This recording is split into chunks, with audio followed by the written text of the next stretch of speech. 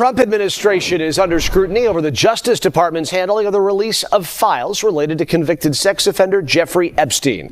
Victor Jacobo is in the newsroom for us now. Victor, what's missing from these documents is really what's causing this controversy, right? Yeah, that's absolutely right, Chris. The Department of Justice today released additional files in the case of convicted sex offender Jeffrey Epstein. At the same time, at least 15 newly released files disappeared from the DOJ's website. It is not clear as to why that happened. Now, one of the missing photos showed an open drawer with a photo of President Trump, Epstein, and Ghislaine Maxwell. Other missing files included photos of a room with what appeared to be a massage table and nude photos and paintings. Among the newly released Jeffrey Epstein documents, handwritten notes from grand jury testimony, flight logs, and message pads.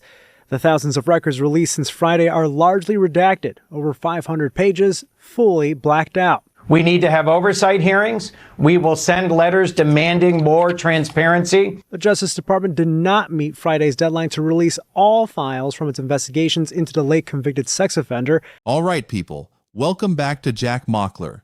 The White House promised the Epstein files would be Trump's vindication. Full transparency, nothing to hide, with a massive document dump meant to prove there was nothing there. But when millions of pages were released, the reality of what they contained turned the promised moment of vindication into something else entirely. But here's where the story takes a turn that no one saw coming. Here's where the triumphant narrative starts to crack and crumble in real time.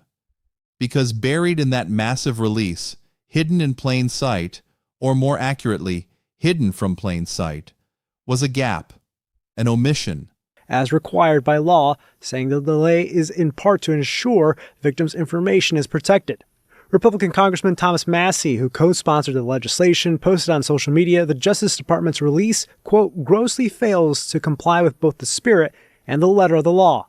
They're not required to release a list of what they're not releasing, and that's where the problems arise. Marina Lacerda is an Epstein survivor. Who are we trying to protect? Are we protecting the survivors, or are we protecting these elite men that need to be put out there?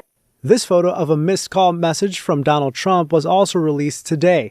Otherwise, the president's name is noticeably absent from the government's releases. Several images of former President Bill Clinton are included. He has denied any wrongdoing and through a spokesperson said of the White House, quote, this is about shielding themselves from what comes next or from what they'll try and hide forever. A set of documents that should have been there, but weren't. And the only reason anyone noticed at all was because some reporters were paying closer attention than anyone expected them to pay. Let me walk you through exactly what happened, because the sequence of events here is genuinely stunning. The Department of Justice, under Trump's administration, released what was supposed to be the complete Epstein file. Millions of pages, FBI records, interview summaries, investigation documents, the whole kit and caboodle. The White House put out statements celebrating the release as a model of governmental transparency. Officials briefed reporters that the files contain nothing of substance regarding the president. Late last week, the Department of Justice released 3 previously missing FBI memos that we knew the Department of Justice had but did not put up on their website when they released the files, that summarized the Bureau's 2019 interviews with a woman who said that Jeffrey Epstein groomed, trafficked, and sexually abused her when she was a minor. And in those interviews, the woman also said that when she was between 13 and 15 years old, the President of the United States, Donald Trump, sexually abused and beat her.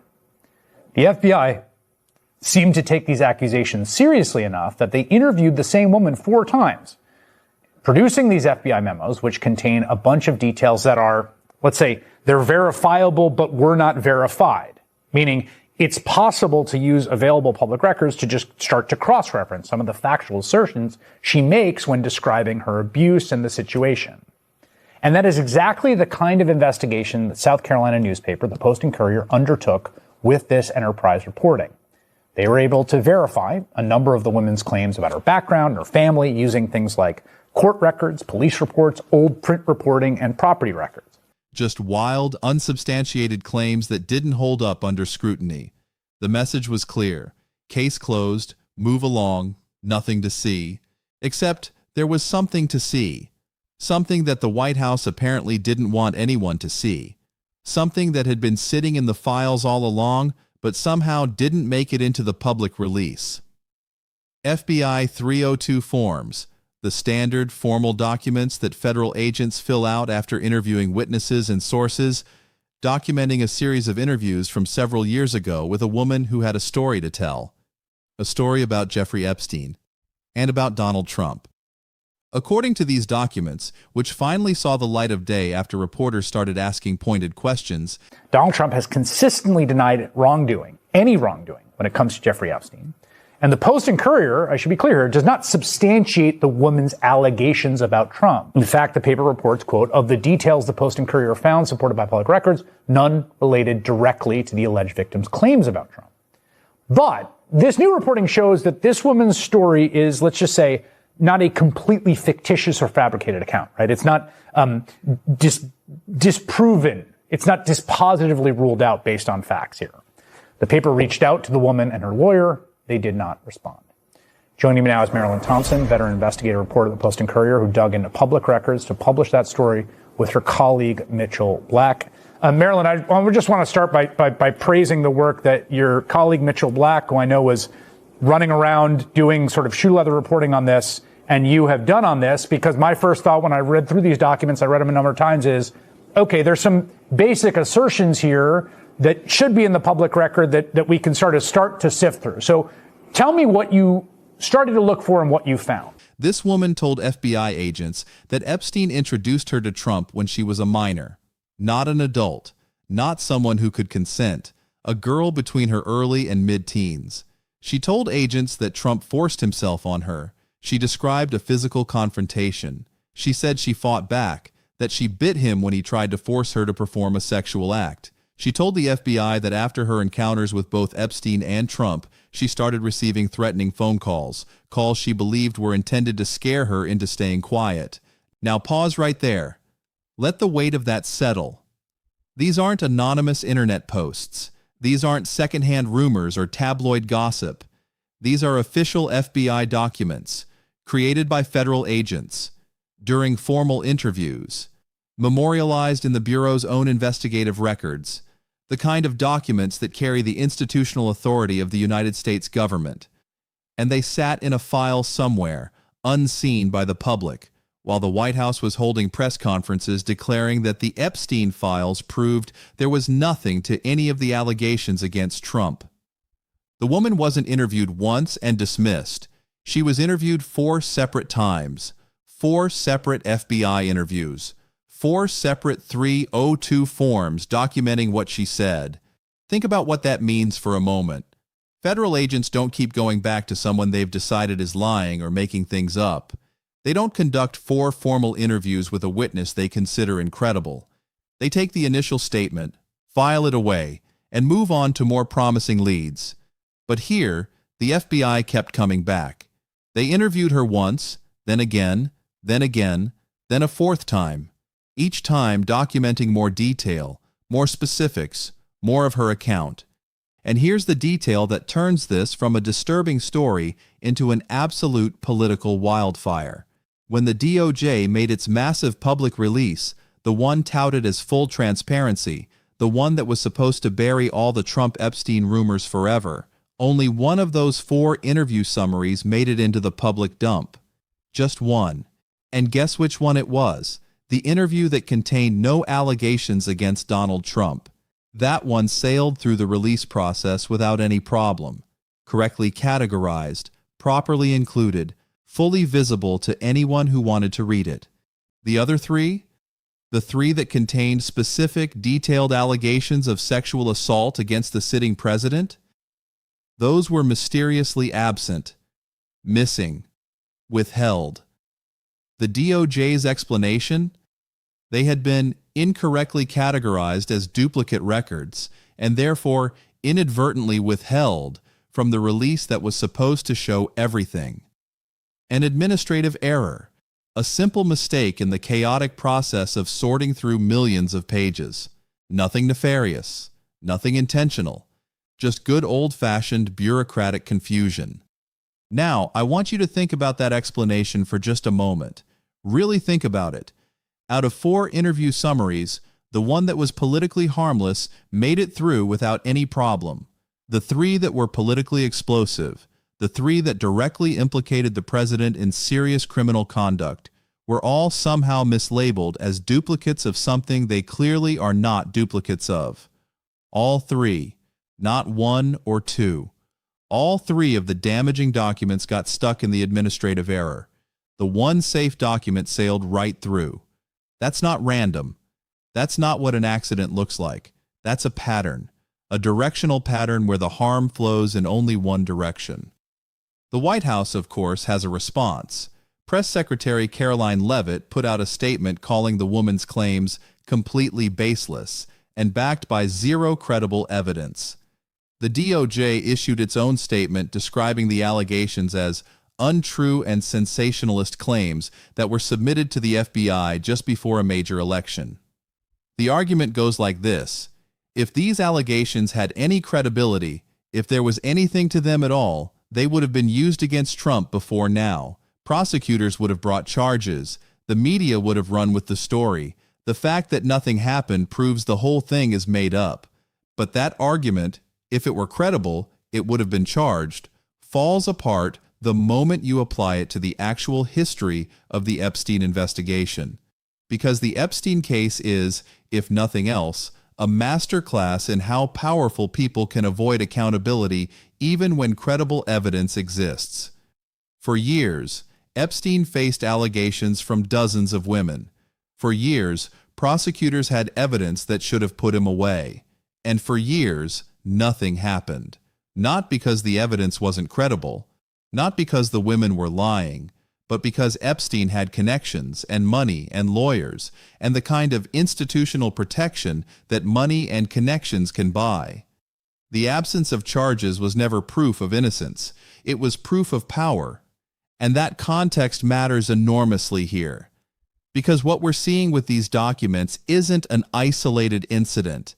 It's part of a much larger pattern of how the Trump administration has handled the Epstein files from the very beginning.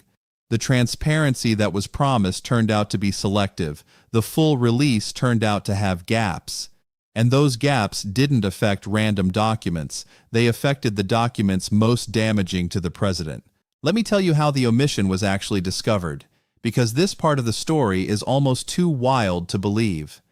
The only reason anyone knew these documents were missing is because they had been referenced years earlier in materials related to the prosecution of Ghislaine Maxwell, Epstein's longtime associate and enabler. Those Maxwell prosecution documents listed all 4 interview summaries by name and reference number. So when reporters and researchers started going through the massive Epstein file dump, they had something to check against. They knew 4 documents should exist. They found only 1. They started asking questions. Where are the other 3? Why aren't they in the release? What's being hidden? And only after those questions started coming, only after reporters started making calls and filing inquiries and Democrats in Congress started demanding answers, did the DOJ suddenly discover its administrative error and release the missing documents. The transparency wasn't voluntary. It wasn't proactive. It was dragged out of the administration kicking and screaming, forced by outside pressure from people who refused to accept the official narrative at face value. Now, let's talk about Julie K. Brown for a moment. If you don't know that name, you should. Julie K. Brown is the investigative reporter who has done more serious, sustained, groundbreaking journalism on the Epstein network than probably anyone else in the country. She's the reporter who broke open the story years ago when almost everyone else had looked away. She's the one who kept digging when the powerful wanted the story to die. And when she looked at what the DOJ had released and what it hadn't released, her response was direct and damning. Brown told PBS that DOJ officials had previously considered this woman credible enough to warrant not 1, not 2, but 4 separate interviews. That's not the treatment you give someone you think is lying. That's the treatment you give someone you think might be telling the truth about something important. Brown also identified a critical gap that goes beyond even the missing 302 forms. She says there are at least 37 related pages that are still not part of the public record. Original interview notes, internal FBI communications, the documentary trail of what agents were writing and saying to each other about this case as it was unfolding. 37 pages that the American public still cannot see, even after the inadvertent withholding was admitted and corrected. Let that sink in. After all the promises of full transparency, after the massive document dump, after the admission that documents were withheld and the subsequent release of those documents, after all of that, there are still at least 37 pages missing from the public record. And those pages aren't random administrative paperwork. They're the raw materials of the investigation itself, the notes agents took during interviews, the emails and memos they exchanged about what to do with what they were hearing, the internal decision-making trail that would show us in real time how the FBI processed this woman's allegations and what it decided to do about them. According to the documents that have been released, the FBI stopped contacting this woman at a very specific point in time. The last documented memo shows agents asking her whether she would be willing to provide more detail about Trump specifically, and then the trail goes completely cold. No more interviews, no documented follow-up, no explanation for why the investigation ended. The inquiry appears to have stopped at exactly the moment it was closing in on its most significant potential target. An investigation that dies right as it's about to reach the most powerful person involved is not evidence that the agents concluded the allegations were false.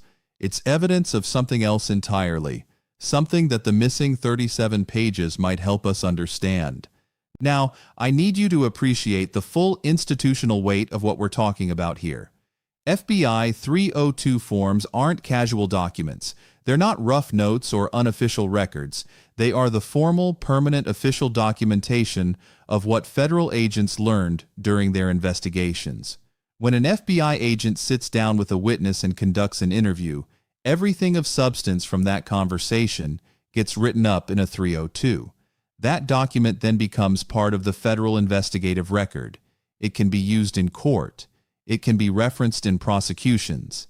It carries the full authority of the Bureau's work product. So when the DOJ tells you that the allegations in these documents are false and unfounded and should be disregarded, what they're really asking you to do is disregard the official work product of their own agents. They're asking you to believe that the FBI went to the trouble of interviewing this woman 4 separate times, documenting what she said in formal 302 forms, and then pursuing the investigation to the point where agents were specifically asking for more details about Trump, only to have the whole thing turn out to be nothing, a waste of time, a dead end. But here's the problem with that narrative. If the allegations were so obviously false, why did the FBI keep coming back? Why 4 interviews instead of 1? Why were agents still engaged with this woman at the point of asking for more specifics about the president? Why did the trail go cold without any documented finding that the allegations were untrue? And why, most pressingly, were the documents containing those allegations the ones that mysteriously failed to make it into the public release that was supposed to prove there was nothing to see? The DOJ's framing of these allegations as submitted just before the election is also worth examining closely. The implication is clear. Timing equals motive. Motive equals fabrication. Case closed. But that framing ignores the fact that the woman didn't submit these allegations to the media or to a political opponent. She submitted them to the FBI. She sat for formal interviews with federal agents. She put her story into the official investigative record of the United States government. That's not the behavior of someone running a political smear campaign.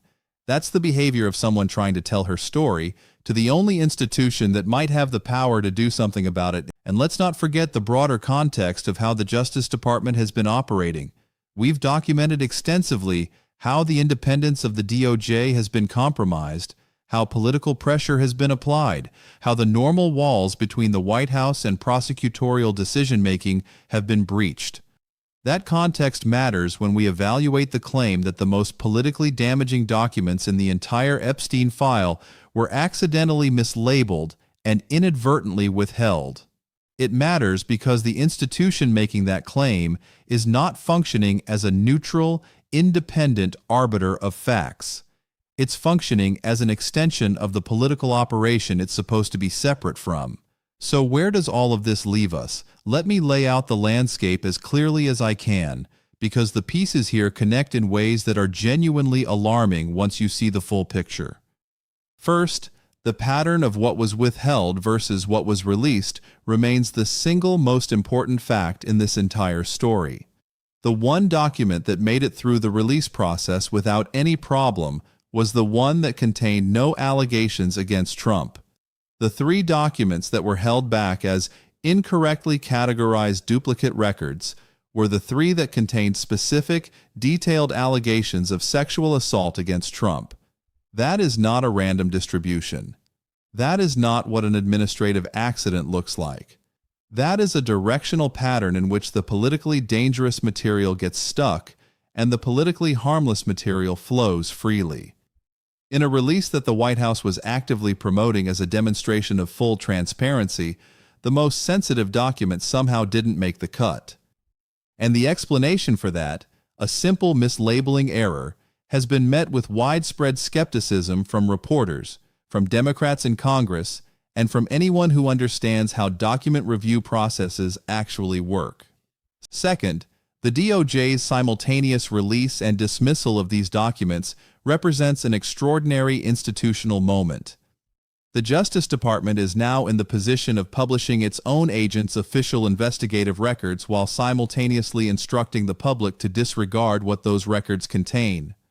These are false and unfounded allegations, the DOJ says, even as it releases the FBI's own documentation of a woman telling federal agents under formal interview conditions that she was sexually assaulted by the President of the United States when she was a minor.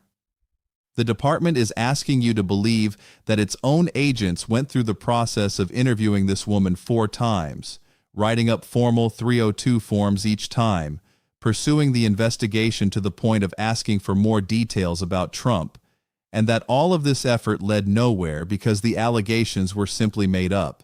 That's a lot of institutional energy expended on something the DOJ now wants you to dismiss as completely baseless.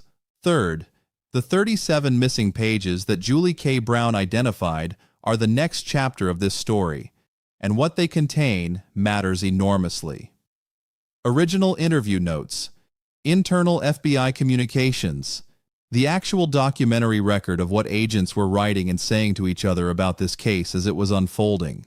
Those 37 pages could answer questions that the current public record leaves wide open. Did agents believe this woman? Did they have reasons to doubt her?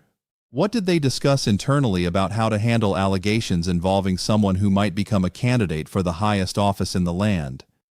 Why did the investigation trail go cold at exactly the moment agents were asking for more detail about Trump?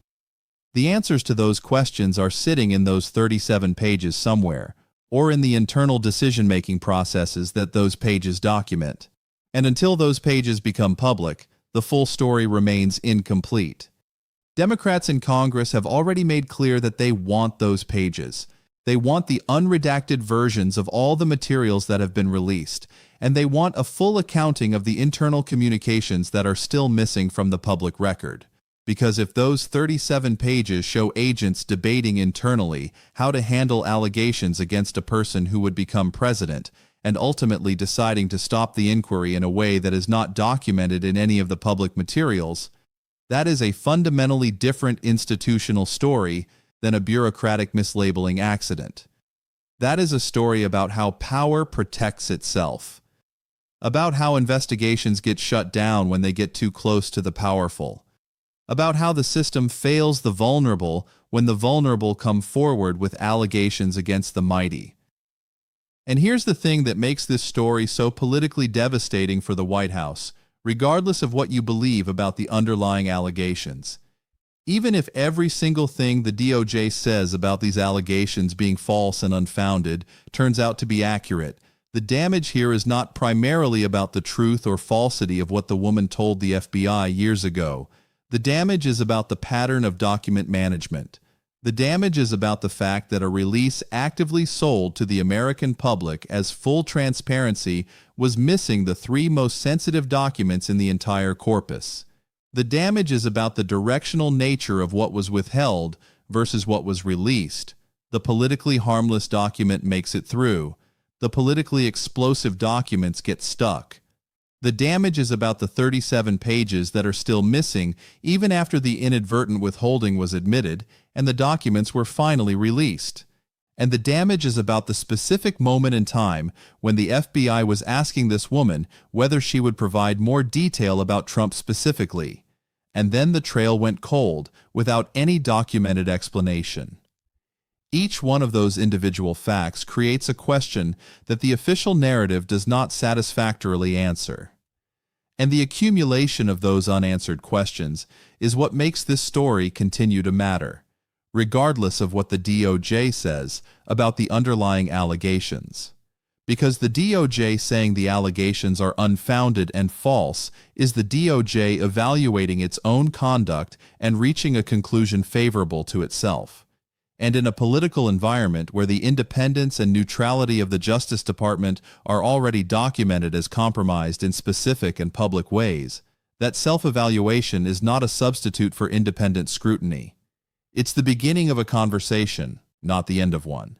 The Epstein files were supposed to bury the Trump rumors once and for all. That was the promise. That was the plan. Release everything, show nothing, declare victory, move on. But instead of burying the rumors, the Bureau's own paperwork surfaced something far more damaging: specific, detailed allegations of sexual assault involving a minor, documented in official FBI records, withheld from public release until reporters and Democrats forced them out, with 37 pages of internal communications still missing from the record. This story is not over. Far from it. The 37 missing pages are still out there somewhere, sitting in some file or database, waiting for the next FOIA request or congressional subpoena or whistleblower leak to drag them into the light.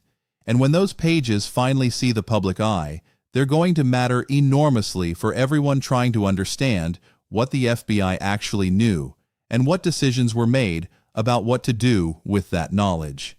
Did agents believe her?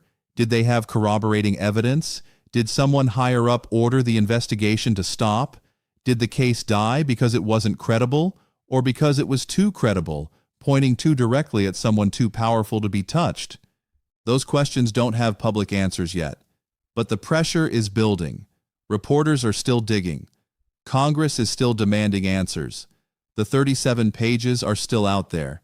And every day that passes without those pages being released, without a full accounting of what the FBI knew and when it knew it and what it did with that knowledge, the questions will only get louder. The pattern of what was withheld versus what was released will only look more damning. The official explanations will only ring more hollow. Stay tuned. Watch the document dumps. Follow the reporters who are following the paper trail. Because the next set of documents that emerge, whether they come from a voluntary release, a court order, or a leak, are going to tell us something important about how the system actually works when the powerful are accused of terrible things. And whatever those documents show, one thing is already clear. The Epstein files did not bury the Trump story. They opened a door that the White House clearly wanted to keep closed. And now that the door is open, who knows what else might come walking through.